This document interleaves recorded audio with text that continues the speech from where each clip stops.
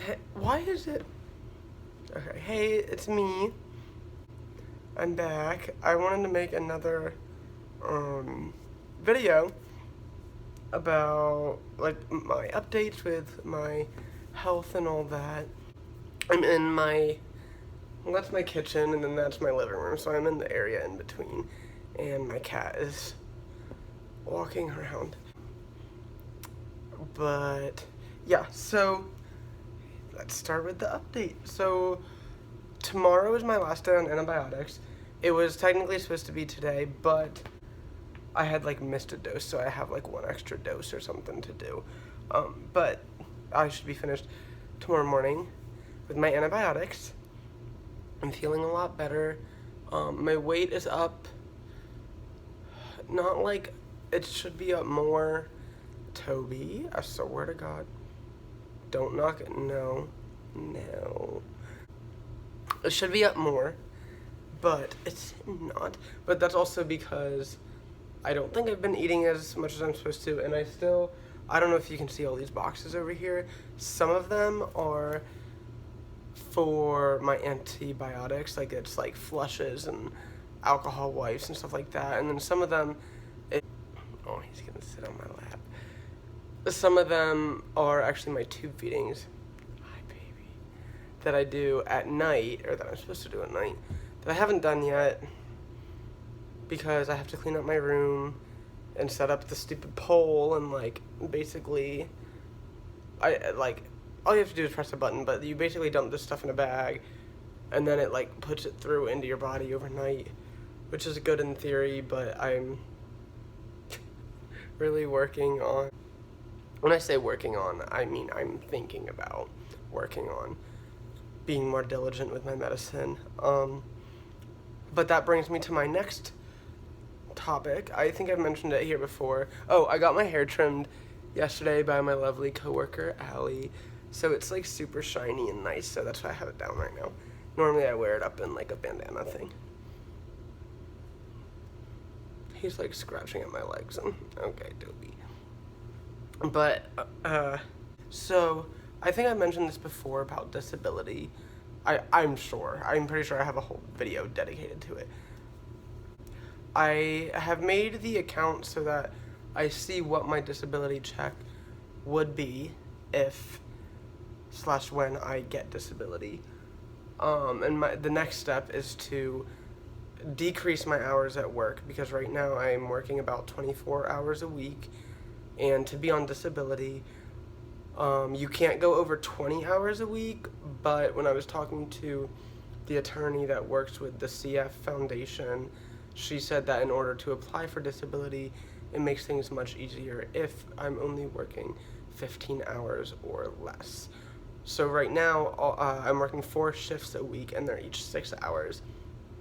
So what I think my plan is to just take away 2 of my shifts, and continue to work 2 of them. Technically, I could take away 1 of them and then shorten the hours on 3 of them and only work 15 hours. But I don't think that's a wise idea, because the whole purpose of me working less, part of it is, yes, that's a legal standpoint. Okay, I'm gonna take these back out. Hopefully he doesn't. No, he's looking at them. Don't swat them, please.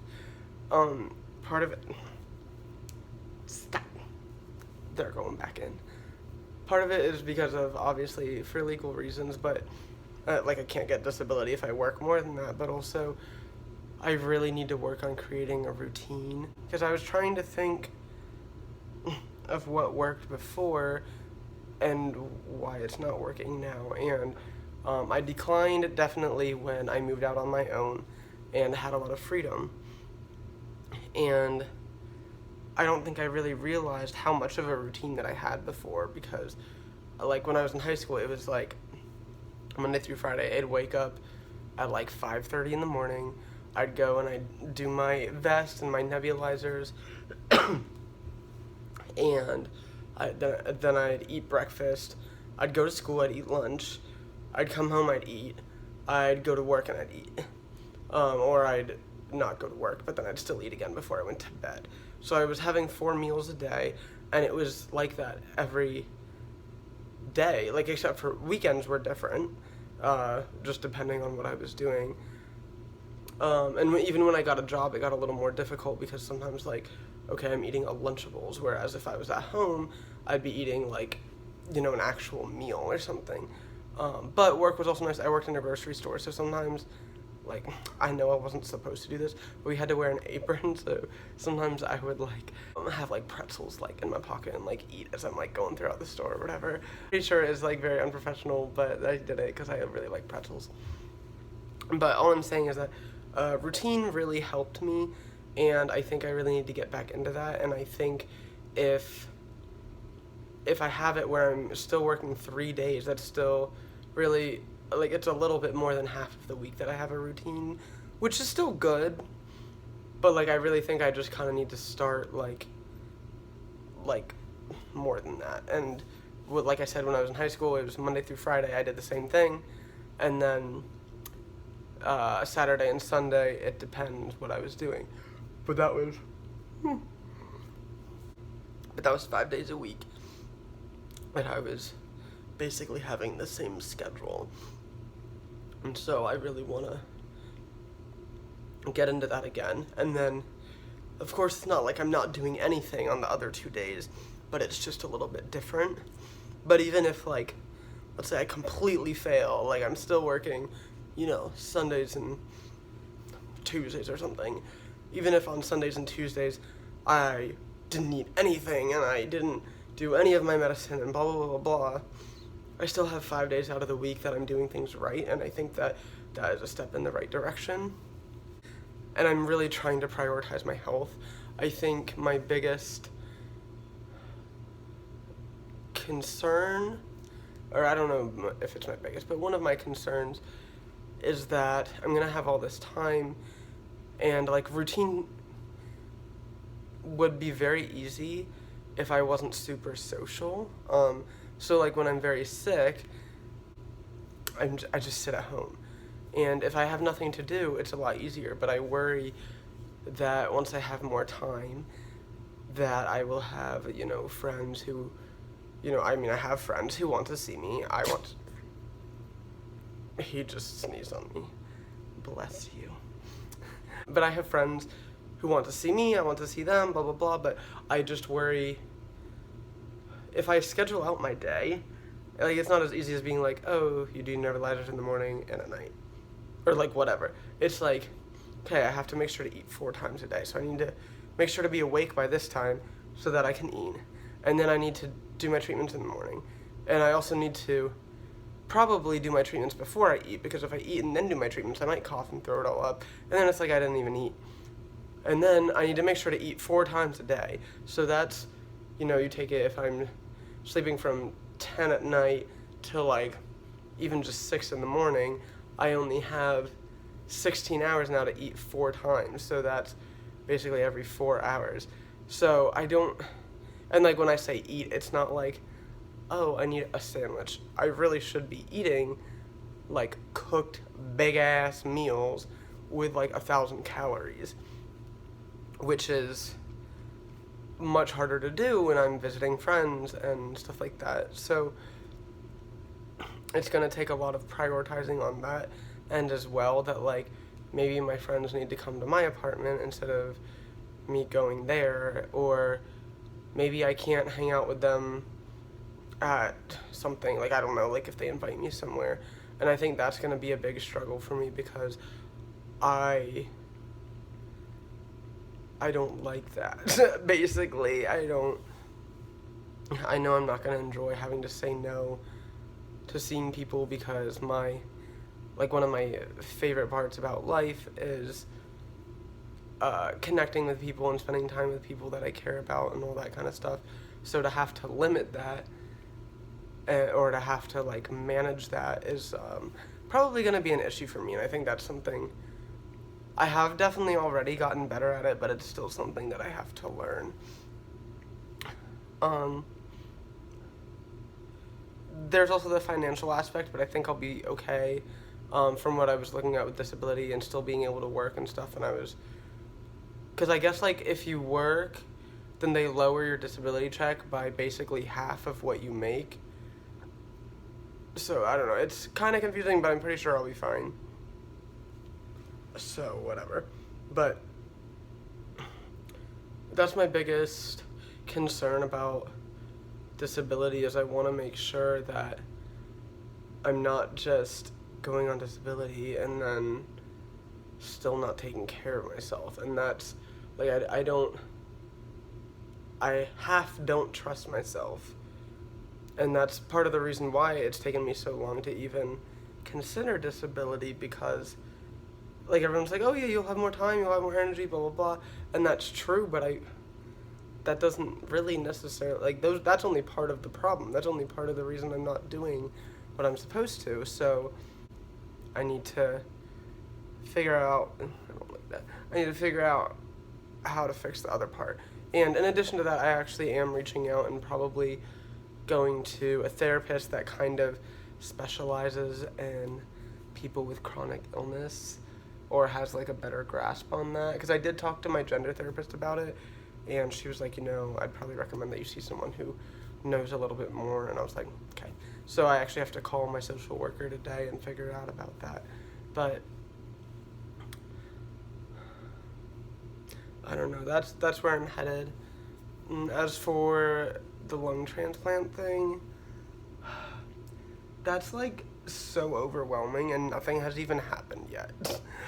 Like, at all. Like, all I did, I've set up an appointment. That's the only thing that's happened with the lung transplant. But I'm like, there's just so much running through my mind, because oh my god, there's just so much. So I read online that most people who do get on the lung transplant list will get new lungs within 3 to 6 months. Of course, that's an average. You could get it, like, on your drive home. They could call you and be like, oh, we have a person or a match or whatever. Or, it could be like 6 years before you get a lung transplant. So it's, that's not guaranteed. But that was the average. That's a lot sooner than I had realized. And I was like, oh my god, when I read that. Like, it freaked me out. It felt like everything was happening too fast, even though nothing was even happening yet, because I hadn't set anything into motion. But it just really freaked me out. And then I don't know why I didn't know this, or I did, but, like, it didn't click, or, like, whatever. So I was scrolling through Instagram the other night. I woke up to use the bathroom, and I was scrolling through Instagram once I got back in bed, and I came across this girl who has CF and had a double lung transplant, and she made this whole post about how, like, it's not a cure to CF, and, like, I understand that part, but what I didn't realize, I thought that once you get new lungs, it's like a new start, but that you still end up, like, your lungs still get affected by CF. But the way that she was making it sound, and then I did some research, and I'm pretty sure, like, I was just wrong this whole time. Your lungs just don't have CF anymore. So it's like you have CF, and all the parts that you were born with have CF. But the lungs don't, because they came from someone without CF. And while that sounds incredibly appealing and incredibly, like, yeah, that's the fix, that'll do it, not really, because, like, what she was saying in her post and what I was reading about is, like, then you have to go on immunosuppressants, or else your body will attack your new lungs, and you'll get sick and die that way. And immunosuppressants cause all sorts of issues, or they have the ability to, because then you're more likely to get sick and all this stuff, and not to mention you still have CF. Like, lungs aren't the only things that CF affects. They affect your digestive system, your ability to gain and maintain weight. I'll still have diabetes that was caused by my CF. A lot of things, but I won't have CF lungs. But also, I'm still going to have issues with my lungs, probably because my immune system is just going to suck ass, as if it doesn't already. Like, let's be real. But it's not going to fix the problem. And what I'm about to say sounds really shallow or really vain, and I really don't care. But also, apparently when you go on immunosuppressants because your immune system is weaker, a lot of the times things like your hair might not grow as well or as long or as whatever, and as stupid or as vain as that sounds, my hair is something that I really latch on to as a confidence booster. I mean, I get lots of compliments on it, plus I'm a hairdresser, so I want cool hair, plus I've always had short hair my whole life, so like I'm finally growing it out and getting it long and getting it how I want, and like, so to hear that that might not be an option, like, my hair is extremely important to me, regardless of how stupid other people think that is.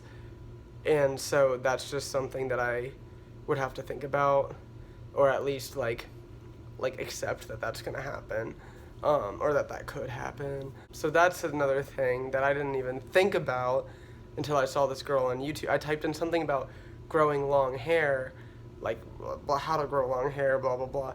And the first video that popped up was this girl who, I think she had like a kidney transplant or something, and she's like giving tips on how to grow long hair when you're taking immunosuppressants because it's hard to grow your hair. And I'm like, oh my god, like, not only is this whole lung transplant, like, I don't know, but now it's like gonna affect my physical appearance and how I feel about myself and all that kind of stuff.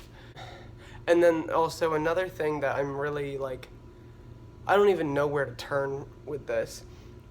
I've talked about this a few times. For those of you who don't know, I'm transgender, if you haven't seen my other videos, but I really, like, really want bottom surgery. I'm really not happy with the way I was built down there, and like bottom surgery has been something that I've been contemplating and basically figured out that I want a while ago, and I ended up seeing a surgeon for a consultation June last year, so it's a little bit over a year ago, and I was about 112 pounds, and she said, like, I can't do it for you until you are at a healthy BMI, which basically I have to be 120 pounds. That's for my height and my whatever, all that kind of stuff. I have to be 120 pounds or higher in order to be healthy enough to get bottom surgery. So what I was thinking for a while is about, well, if I get a lung transplant, like, even though it's my lungs, once I'm healthy, I'll be able to gain weight, like, no problem. Because when I have an appetite, bitch, I'm good. Like, it's not an issue, but it's just that every time I get sick, I lose my appetite, and then I don't eat, and then yeah. But anyways, like, the theory was like, okay, so if I get a lung transplant, I'll get healthy, and then I can get bottom surgery, like, later down the road, because I'll have the weight on me. But then I'm thinking, but now I'm thinking, okay, but if I have a lung transplant and then I'm on immunosuppressants, like, am I gonna be healthy enough to recover from bottom surgery? That's a really invasive surgery. And even if my body would be healthy enough to recover, are there surgeons that will still do it? Because every time I talk to, like, trans doctors about it, they're like, well, I don't know a lot about CF, so we're gonna, like, play it safe, basically. Like, when I started hormones, my doctor was like, I was like, there wasn't, like, a logical reason for the hormones to really interfere with my CF, but she just said, you know, I want to start it low, blah, blah, blah, which I understood. But then every time I talk to a CF doctor, they're like, well, I don't know a lot about trans things, so I don't really know. And, like, nobody has answers because CF doctors don't know about trans procedures, and trans doctors don't know about CF shit.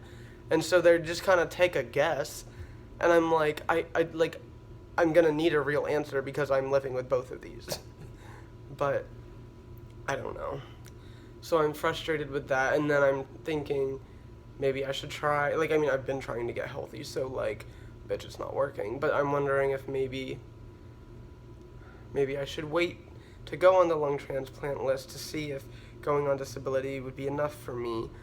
And also, there's a new drug coming out in 2020 that's similar to Orkambi and Symdeko, which I'm on Symdeko, and that's been working really well for. It's been working really well for me. Little curl. Okay. I clearly, like, I'm still sick, but my numbers haven't been as bad. My energy that I've had has been significantly better since I started it. And this new medication that comes out, like Symdeko, I forget what the names of the actual pills are, but it's 2 different medications. You take one in the morning, one at night, and I guess they interact together and do a good job, and they basically help to fix your body at a cellular level instead of taking a medicine that helps you not cough or a medicine that helps you digest food. This actually goes into your cells and kind of rewires them so that the symptoms kind of minimize themselves. And like I said, it's been helping me a lot. I haven't really had many side effects or anything like that. I've really only noticed good things.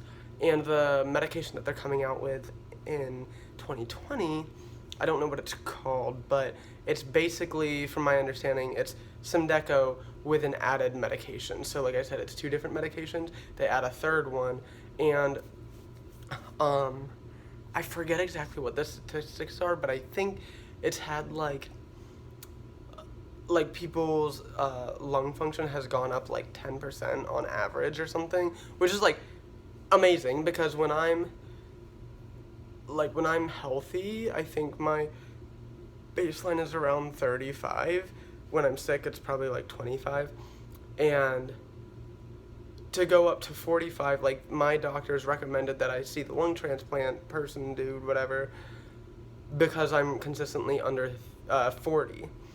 But like, if this thing is on average raising people's lung function 10%, I'd be at 45, which is like, it doesn't sound like a lot, like 10%, like, really, are you fucking kidding me? But like, the difference, even going from, like, when I'm sick, going from like 25 to like 30, I feel so much better. It really like changes things. So to hear that this medication is coming out very soon also kind of makes me feel like maybe I should wait. So I want to talk to my doctors about that and see maybe what they think, because I don't know, like, I don't want to rush into getting a lung transplant, but if that really is the best thing for me, then I don't want to sit around and wait, because then the longer you wait, the sicker you get, and when you're too sick, you can't get a lung transplant. So that's my thoughts with my CF and, yeah, my disability and my lung transplant. Those are the things that are going on in my life. Hopefully, I really do. I'm really trying to keep a positive mindset, and I think I've been doing pretty good, but it's just hard because some days I wake up and I feel so motivated, or I feel so like yes, like my CF is gonna get better, or like this is like, I'm just sick for now, and it's gonna get better, and I'm gonna work on it, and it's gonna work, and blah blah blah. And then some days I look at myself or my life or whatever, and I'm just like, it's not getting better, it just keeps getting worse, and it's like really defeating and disappointing. And especially when I'm in those mindsets, to think I should do my treatments, or I should go eat because I need the calories or whatever, it just feels completely useless, because why should I eat? Because I'm just gonna get sick again, you know? Like, it feels like it just doesn't feel beneficial. And so sometimes it's really hard for me to be productive when I'm feeling pessimistic, or when I'm feeling not so great about CF as a whole. So I'm really trying to keep a positive mindset while still acknowledging the negative feelings that come along with CF, which there's a lot. But I think I'm doing a decent job, and I'm hoping it'll stay, and I'm hoping I can get more therapy, and I'm hoping I'll get better at routine and stuff like that. So we'll see how it goes, but this is just an update for now. So, alright, I'm all done. This is like a longer video. Not that much longer, but longer, so I'm all done. Thanks. Bye.